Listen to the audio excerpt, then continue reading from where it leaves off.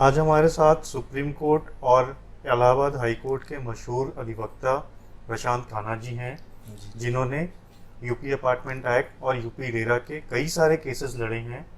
Apartment act और association formation के बारे में आज इनसे हम जानते हैं। प्रशांत खाना जी, आपका बहुत बहुत स्वागत है। शुक्रिया मनीष जी। सबसे पहले हम ये जानना चाहेंगे कि apartment owners association UP apartment act के तहत क्यों बनाना चाहिए, लोगों को क्या फ़ायदा है उससे।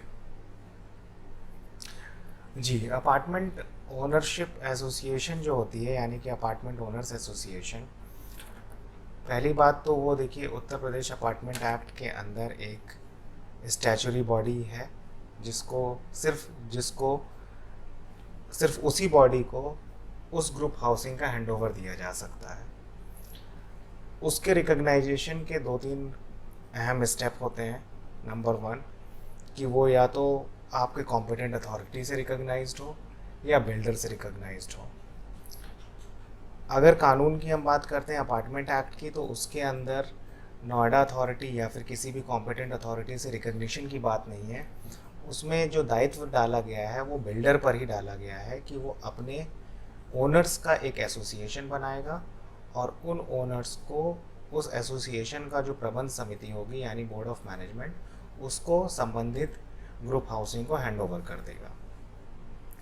परंतु यहाँ पे प्रॉब्लम ये आ रही है या आती है कि बहुत ही कम, शायद गिने चुने बिल्डर होंगे जो कि अपनी ग्रुप हाउसिंग्स का हैंड ओवर कर पाते हैं। कई बार तो चाह कर भी नहीं कर पाते क्योंकि उनके पास कंप्लीशन सर्टिफिकेट नहीं होता। जहाँ पर कंप्लीशन सर्टिफिकेट है भी, वहाँ पर शायद कुछ ऑब्लिक मोटिव्स होते हैं, जैसे कि मेंटेनेंस का अमाउंट आता रहता है, बिल्कुल बिल्कुल। तो वो प्रॉफिट मोटिव के चलते भी हैंड ओवर नहीं करना चाहते।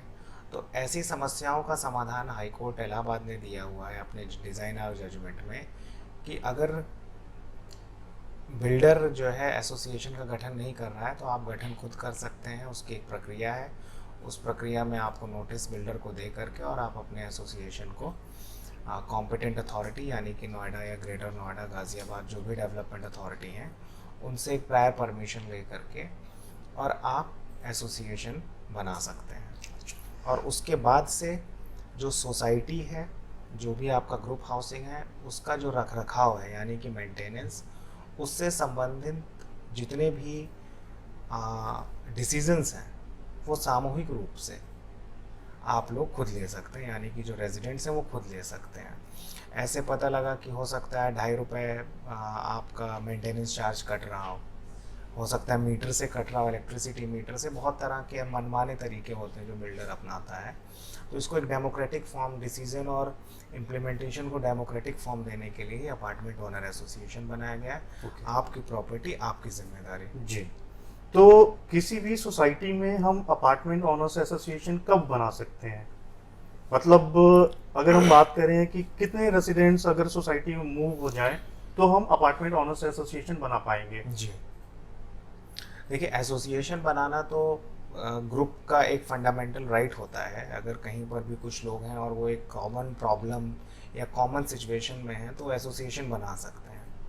लेकिन जहाँ तक अपार्टमेंट ओनर एसोसिएशन की बात है, तो वो एक रिकग्नाइज्ड बॉडी है उत्तर प्रदेश अपार्टमेंट एक्ट के द्वारा। तो उसमें कुछ मिनिमम रूल्स दिए गए हैं कि जैसे कि अगर 33% लोग उस सोसाइटी में रह रहे हैं या पोजीशन उन्होंने प्राप्त कर लिया है, जी। तो वो अपार्टमेंट ओनर एसोसिएशन बना सकते हैं। ओके। 33% का मतलब ये है कि जितने संस्तुति प्राप्त अपार्टमेंट हैं, मतलब जो टोटल अपार्टमेंट बनने थे, जी।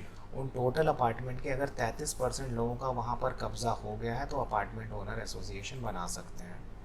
यहाँ पर जो एक समस्या आती है, लोगों को कन्फ्यूज़न होती है कि पोजीशन कैसा, जी। यानी कि लीज डीड के साथ का पोजीशन या सिर्फ बिल्डर के द्वारा दिया गया पोजीशन लेटर। एग्जैक्टली। तो कानून में ये लिखा है, देखिए, अपार्टमेंट एक्ट में, कि अगर कोई भी अपार्टमेंट ओनर है या अपार्टमेंट जिसने ख़रीदा है, अगर उसने तय अमाउंट पूरा दे दिया है, जैसे मान लीजिए कि अपार्टमेंट का पूरा जो तय अमाउंट हुआ था 40 लाख रुपए, 50 लाख रुपए, जैसी भी उसकी कीमत हो, वो पूरा अदा कर दिया है और नो ड्यूज सर्टिफिकेट लेके उसको पोजीशन लेटर मिला है, तो वो ओनर है। ओके। जो भी टाइटल डीड, जो भी आपका सब लीज डीड वगैरह होते हैं, वो सिर्फ टाइटल डीड होते हैं। ठीक है।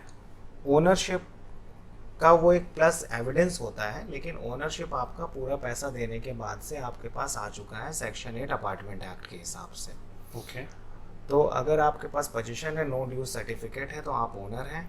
अगर ऐसे 33% लोग उस अपार्टमेंट ग्रुप हाउसिंग में रहते हैं तो वो लोग अपना अपार्टमेंट ओनर एसोसिएशन बना सकते हैं। एवे के बारे में आपने बहुत अहम जानकारियां दी, उसके लिए आपका बहुत बहुत धन्यवाद।